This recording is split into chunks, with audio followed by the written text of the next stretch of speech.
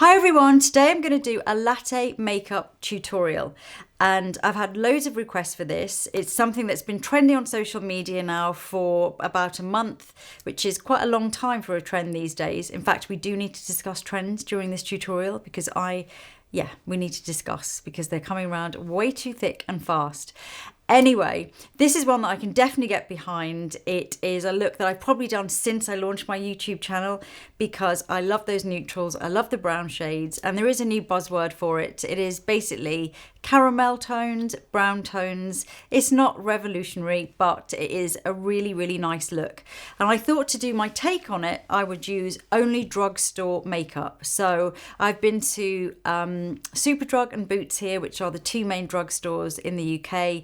And I've picked up some new products from there. I also had some products in my archive that are still available that seem to really fit in with this trend nicely. Some of the products I haven't used before and some I have. So we'll also see how they perform and hopefully I've chosen some really good formulas. So I'm going to start with the e.l.f. Poreless Primer. And this is the putty primer. It's been really around for quite a while now and lots of people love it.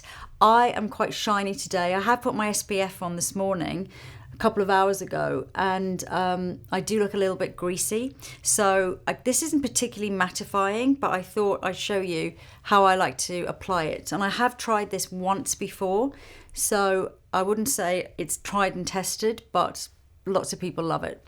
So I'm going to just go into my more porish areas. I find that with this type of primer that is about, I guess, filling the pores, although it's not really doing that. It's kind of just almost filling the edges of the pores, so it gives you more of an optical illusion of, I guess, less, so they look a bit smaller. So for that reason, I'm kind of just pushing it into the areas where I do have more pores. It's not, as I say, it's not particularly mattifying, so I think you'd still need to use powders and things to set your makeup. So I'm just tapping that all over on any of the areas where I have larger pores. So that is on. Definitely feels very smoothing. It's full of silicones. I looked at the Inky list. The first one is D5, which is quite a cheap silicone, which just is about giving you that, I guess, slide. It's an ingredient that I'm not that keen on environmentally, but this is a £9 product, so it's very inexpensive, and it feels like it's definitely going to give you the slip that you need before makeup. Now the next product, I just bought this, so I'm not sure if it's going to be the right shade for me. Have a little bit of, I guess, a tan, what I would call a tan for me. And this is another e.l.f. product. This one is only £6 and it's the Hydrating Camo Concealer. I guess that is the problem with sometimes drugstores as well, that you can't try stuff on. But I'm going to use this just here, there and everywhere to kind of do my base. So hopefully it's, by the time it dries down, the colour will be, oh yeah, the colour looks good. So either with fingers, let me just have a feel of that after the primer and how that feels. Yeah. There's also some bran wax I saw in this primer. I can absolutely feel that. It feels a little waxy. Okay, so I'm just going to blend in. If anything, this is even a touch more golden than my skin, which is good because it will take away any of the redness. And this feels like a really nice concealer, actually. I'm going to do here and there, not everywhere, and just blend as I go. That's actually more coverage than I was expecting, although I should have looked when it said camo. Just going to buff that out. This actually feels really nice.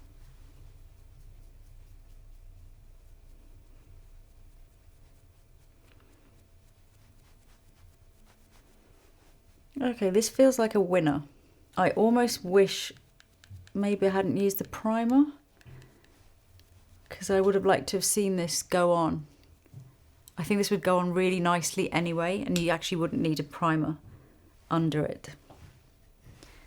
A little bit up there, just buffing any redness. And I think if you're going to do this very caramelly toned makeup using all of these caramel and brown shades, the one thing you do want to camouflage is the redness in your skin, because if you're going to use those tawny colours and then you have a lot of redness maybe around your mouth or chin area or centre of your forehead, that is going to compromise, I guess, the overall seamlessness of the look, or that kind of like lovely synergy with all of the tones together.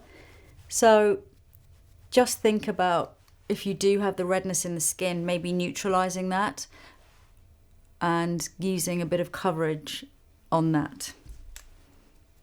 So that is the base, and I am well impressed with this. I'm just going to go back in actually with a smaller brush and do a little bit of pinpoint using the same colour. I didn't actually pick up any other concealers while I was out, so I don't have a different concealer for this, so I'm just going to use my art brush and just isolate. I'm probably going to have to do more of this anyway once I've done the bronzer and some other complexion products, so I'll come back and do pinpoint maybe towards the end. So onto eyes, I'm going to start by using this No Budge matte eyeshadow. This is actually e.l.f. again. I have got other products which are not e.l.f. coming up. And I'm going to use this more as a base on my eyelid, so this will not look particularly like anything. It's just more of a primer. Okay, so the next thing I'm going to do is eyeshadow, and this was a palette that I already had in my studio, and I have used it before, I think, in tutorials, and it's the NYX Warm Neutrals, and I think both this shade and this shade will both be really good for this look. There is also another trend, which is espresso makeup, which is basically a brown smoky eye, but we'll do that another time. I think I'm just going to stick to more of the latte, more of the caramelly and mid-tone browns, but of course adapt it to your skin tone as well. This is a shade that I think will work well on me as more of a wash of kind of caramel. So I'm just going to go all the way over the top. It does have a little bit of shimmer in, which I think will be really, really nice.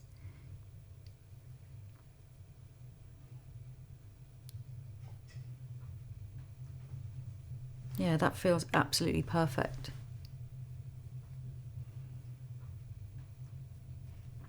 And what's nice about this trend is that it is about really just one shade or maximum 2 shades. It's not some complicated, 6 eyeshadows and false lash kind of trend. It is just more of a, almost like a no makeup, very, very soft caramel wash. So I'm just really buffing those edges off. And I think I'm just going to use this shade. It's so beautiful. What I like about it is it doesn't look anything in the palette, but it's caramel and it's got flecks of sort of warmish bronze, which makes it quite, it's definitely got that latte feeling to it. So let's go on to trends. I'm going to do a nice wash underneath of this beautiful colour.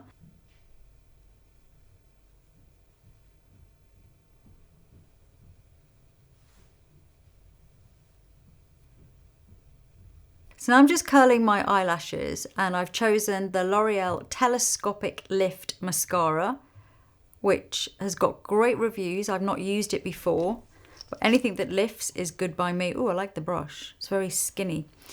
I'm probably going to use a little bit of brown pencil as well, but because I'm going to go underneath the waterline on the top, I'm going to wait till after the mascara's done.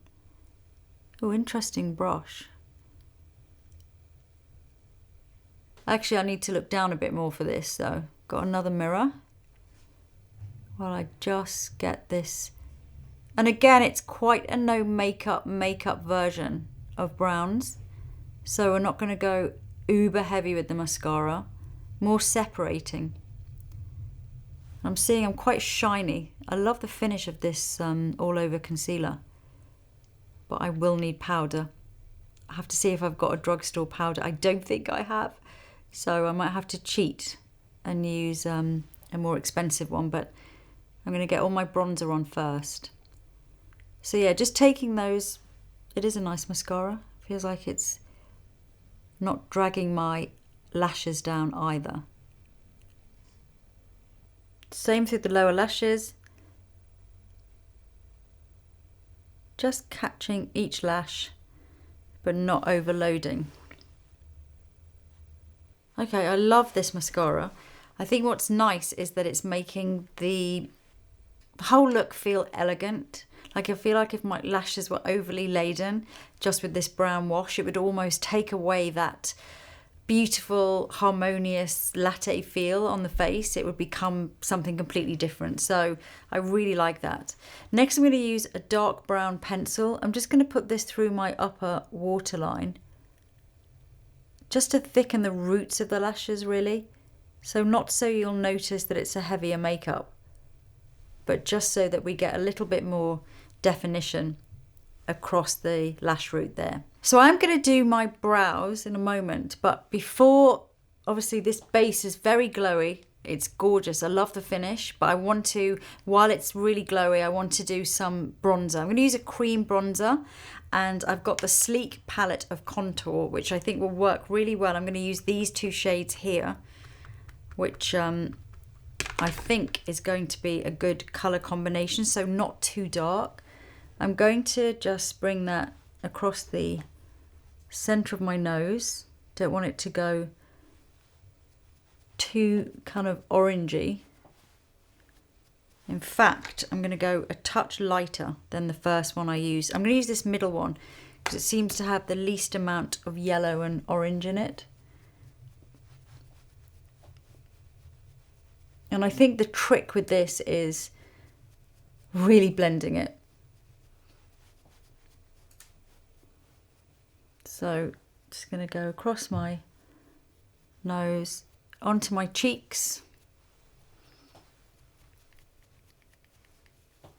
I'm not really using it like a contour. It's a slightly more contoury blush type style rather than a regular bronzer. A little bit across the top of my forehead, round onto my temples. And I think that's going to be enough for now, because they tend to develop bronzers, especially cream bronzers. I feel like as the makeup moves on, you always want to add a bit more or blend in a bit more. Now I have a little bit of concealing that I need to do here, which I'm going to show you how I'm going to do that now that the bronzer's on. But before I do that, I want to give a really important tip that I think works so well.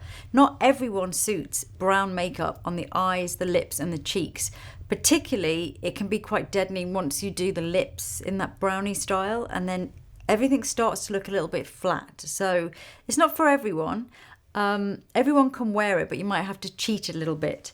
What I'm going to use to slightly cheat it for me is I'm going to use this tinted gel, which is a blush gel.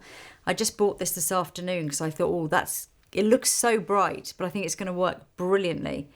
I'm going to put one dot, which you can see it's fluorescent, and you probably think, no, that's going to ruin the whole look. But I'm going to use my brush again that's got the bronzer on, and just take that in the center of the brush, and I'm going to add a couple of dots almost inside the bronzer that diffuse. So it starts with this sort of pinky flush and then diffuses into the bronzer. I don't know if you can see that. It's very subtle, but it definitely just lifts the look. And once I've done my little bit of concealing there, I think you'll start to notice that actually that works really, really well. So before I go on to the next thing, I'm going to cheat and use a powder just because for my own benefit. I don't like seeing myself so shiny on the centre of my face. So I am going to go back in with the concealer under my eyes, and I've got other things to do. But for my own peace of mind, I'm just going to give the centre of my face a quick powder. So if you need to conceal your cheeks after you've done your blusher, your bronzer, and even your liquid highlighter, The best tip is to mix all of the products you've used on the back of your hand. So a little bit of the blush, a little bit of the bronzer, maybe a little bit of the highlighter as well. And then just using a tiny art brush, and I buy these from my local art store. And then you can go back in, and it's almost like you're digitally retouching any little marks or spots that you have.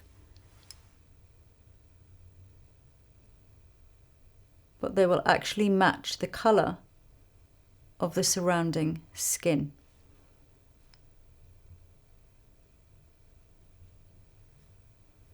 It's easy. So next I'm going to go back in under my eye. So I'm going to use the same Hydrating Camo concealer. And actually here in my studio I had the original Camo concealer in a lighter shade, which is actually too light, but I think these mixed together will be really good under my eyes. I'm also going to use this liquid highlighter from L'Oreal just to do all of my highlighting now that I have that really nice latte bronzy look coming along. So I'm going to put a dot of each of these concealers and then just start to work them in, just to brighten under my eyes a little bit, because now that that original one has settled in, it is a little bit too deep under my eyes.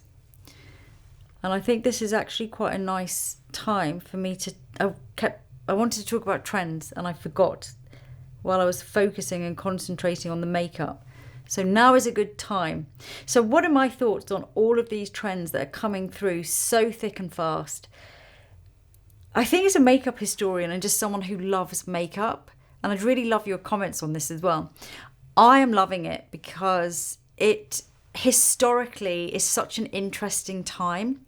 So I've kind of been thinking about trends in general, and if we think that documented trends, if you like, began during the ancient Egyptian times, and how there definitely were trends of styles of makeup, not just styles, but also provenance, where ingredients came from, and that sort of thing. So that is really the time the trend started. But each of the trends lasted, if we use an example, the 18th dynasty, which is the one that includes Tutankhamun and some of the, I guess, the pharaohs that most people know about. That lasted 250 years. So if you think that trends are, in ancient Egypt lasted at least 250 years, and then if you think of like medieval Europe, where trends lasted probably longer than that, a good few hundred years, going into them starting to speed up. So 15th, 16th, 17th, 18th century, where trends are starting to last 100 years or maybe a bit less. So they've gone from a few hundred years to maybe a century. Then cut to the 20th century, where trends are pretty much, the big trends anyway, a decade long. So you've got each decade there is a predominant trend. Then cut to today really, and what's happening on TikTok and what's happening generally on social media, where trends last maximum about 4 weeks before the next one comes along, and usually they're lasting a little bit less than that, so maybe between 2 and 4 weeks. That to me is so interesting. It's just quite an interesting time to be alive in this sort of moment. I mean, lots of the trends that are coming along are really just existing makeup looks that are being renamed, but it's still really interesting.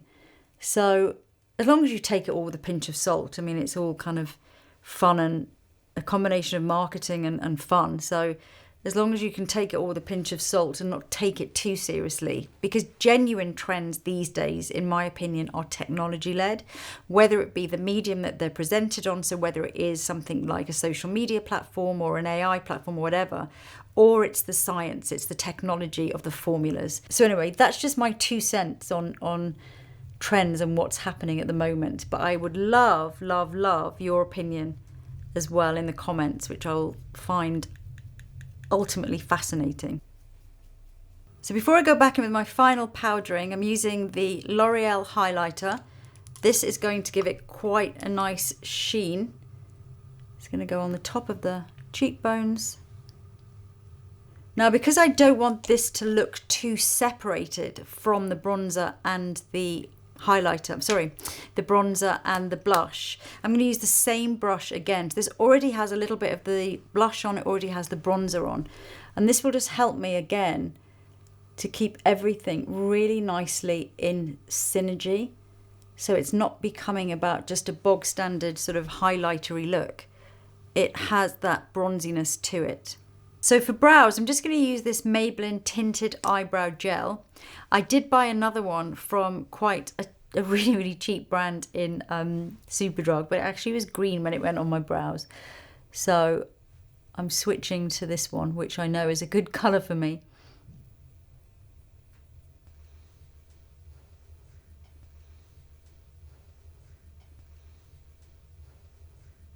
And again, in keeping with this trend, everything is quite, if you need to pencil, obviously pencil, but if you can get away without and just keep them quite fresh and groomed, then it really works well and it echoes nicely against the mascara.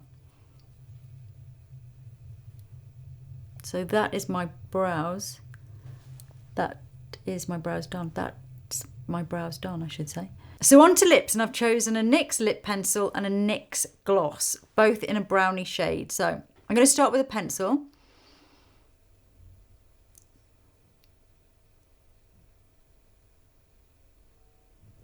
I'm going to go a little bit lower than my lower lip, so just do a little smile there.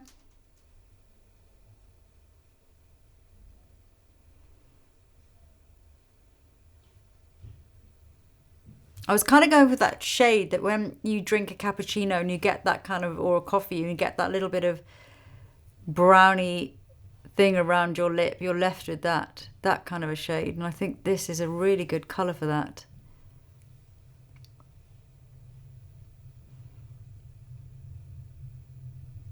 Just check that shape. And then I'm going to go over the top with the gloss. Yeah, I've chosen a brownie shade that has a fraction of pink in it because I think it will look better on me. You could probably get away with a lighter one as well, a lighter brownie colour.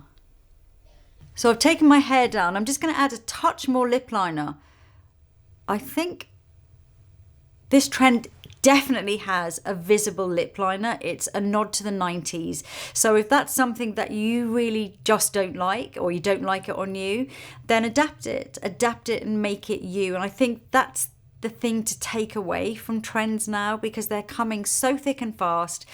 They're just meant to be fun, and take from them, just cherry pick what you want, use them as entertainment and adapt it to suit you. Just make it work for you. So that is my take on the latte makeup trend, using all drugstore products.